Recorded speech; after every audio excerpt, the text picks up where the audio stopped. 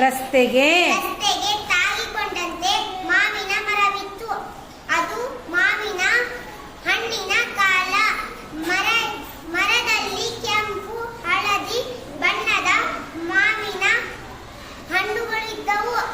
ಸೇತುವೆಗೆ ಹಣ್ಣು ನೋಡಿ ಹಂಚಿ ತಿನ್ನೋಣ ಕಿರುನಾಟಕ ಸಮಿತಿ ರಚನೆ. ಬಾಲು ಮತ್ತು ಸೇತು ಒಂದೇ ವಟಾರದಲ್ಲಿ ವಾಸ ಮಾಡುತ್ತಿದ್ದರು. ಬಾಲುವಿನ ಮನೆಯ ಮುಂದೆ ರಸ್ತೆಗೆ ತಾಗಿಕೊಂಡಂತೆ ಮಾವಿನ ಮರವಿತ್ತು.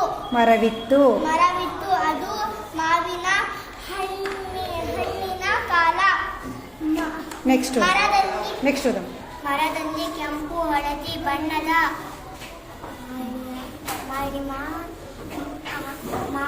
ಮಾವಿನ ಹಣ್ಣುಗಳಿದ್ದವು. ಸೇತುವೆಗೆ ಹಣ್ಣು ನೋಡಿ ಆಸೆ ಆಯಿತು. ಕಲ್ಲು ತೆಗೆದು ಒಗೆದ ಒಂದು ಹಣ್ಣು ಪಕ್ಕದ ಹಿಟ್ಟಿನಲ್ಲಿ ಬಿಟ್ಟು ಬಾಲು ಓಡಿ ಬಂದು ಆ ಹಣ್ಣನ್ನು ತೆಗೆದುಕೊಂಡ. ಅಷ್ಟರಲ್ಲಿ ಸೇತು ಓಡಿ ಬಂದ. ಸೇತು, ಏ ಬಾಲು ಕೊಡು, ಅದು ನನ್ನ ಹಣ್ಣು. ಬಾಲು, ಅಲ್ಲ ನನ್ನದು. ಸೇತು, ನಾನು ಕಲ್ಲು ಒಗೆದಾಗ ಬಿದ್ದ ಹಣ್ಣು. ಬಾಲು, ಏ ಯಾವ ಮರದ ಹಣ್ಣು ಅದು?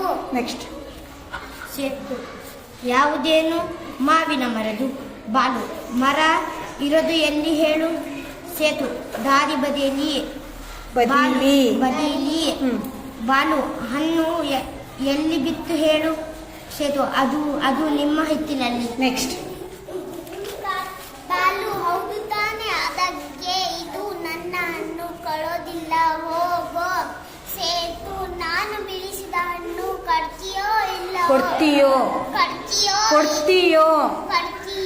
ಇಲ್ಲವೋ? ಬಾಲು, ಕೊಡೋದಿಲ್ಲ, ಏನು ಮಾಡ್ತೀಯ? ಸೇತುವಿಗೆ ವಿಪರೀತ ಸಿಟ್ಟು ಬಂತು.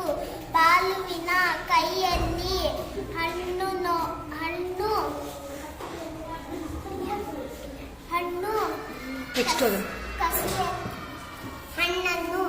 ಕಸಿಯಲು